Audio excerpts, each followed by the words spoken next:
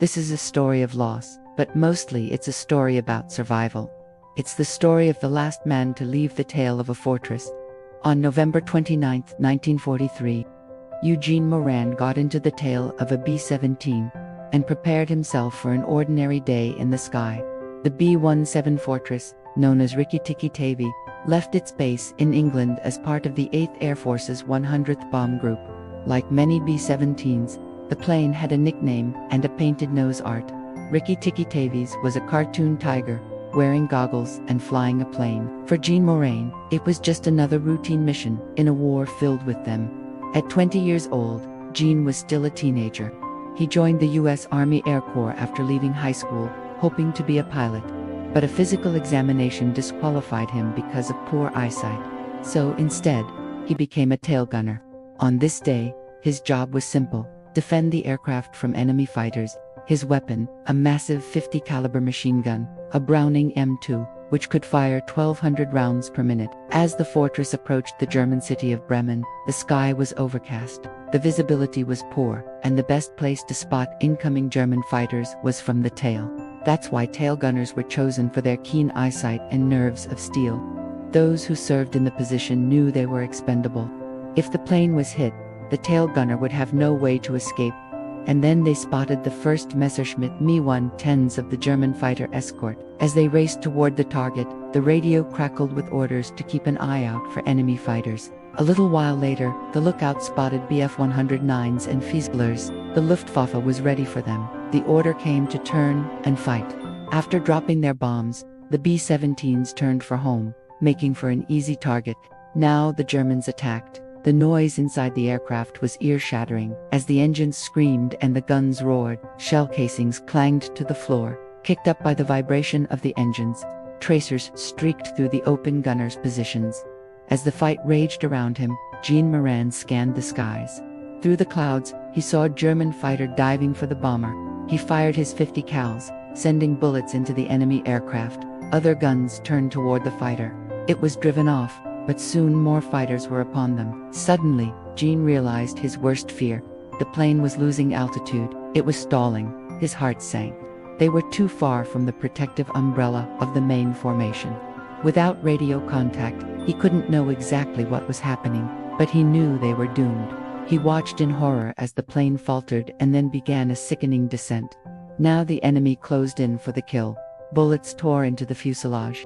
Alarms blew. His crewmates were shouting now, yelling positions and calling out targets. Gunfire rattled the plane.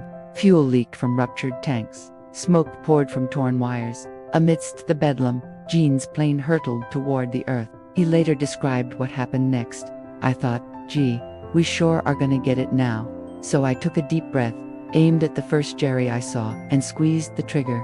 He fired until the ammunition in his 250 cals was spent. All around him, he could hear the screams of men injured or dying. He looked back at the cloud formation, expecting to see the rest of his crew fighting it out with the enemy. Instead, he saw nothing. They were alone. He leaned forward, trying to see. The guns in the rear of the plane were silent. His crew had been wiped out. Alone in the disabled plane with no parachute and no way out, he watched the forest rush toward him. The tail gunner's fate was usually sealed when the plane went down. He knew that, but somehow, against the odds, his plane kept on falling.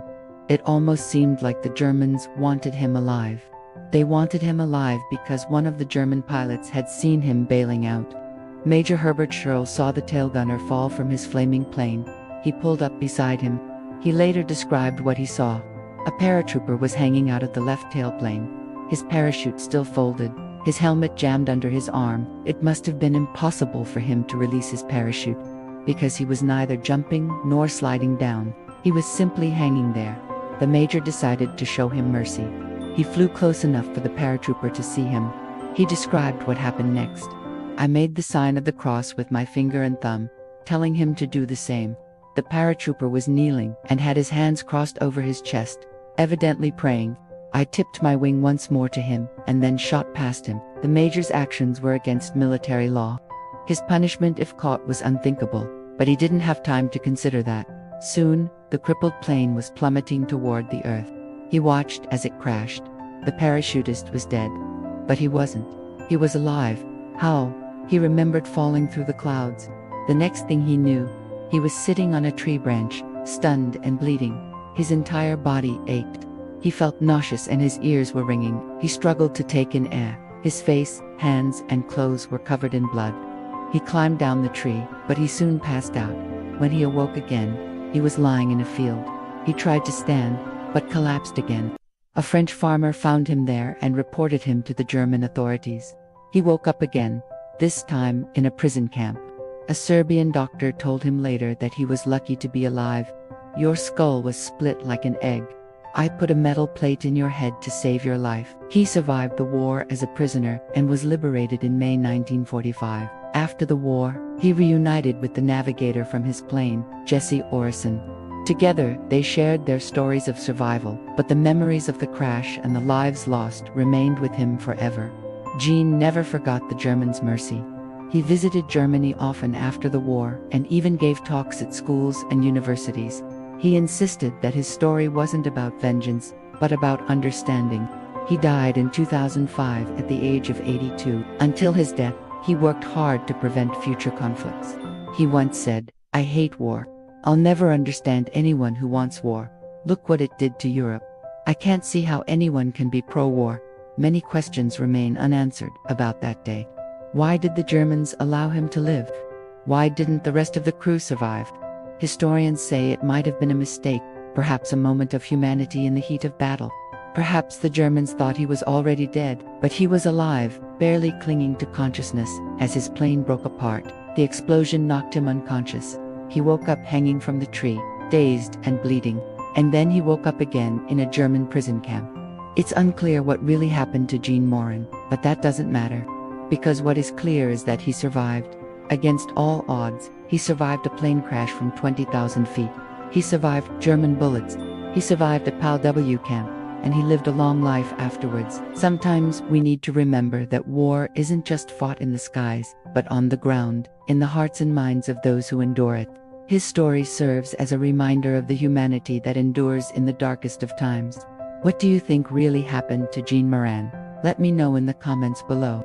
And if you want to learn more about his story, I've linked the book that I used for research. Don't forget to like, subscribe, and hit the bell for more deep dives into history's most unbelievable tales. I'm Rana Asif. Thanks for watching.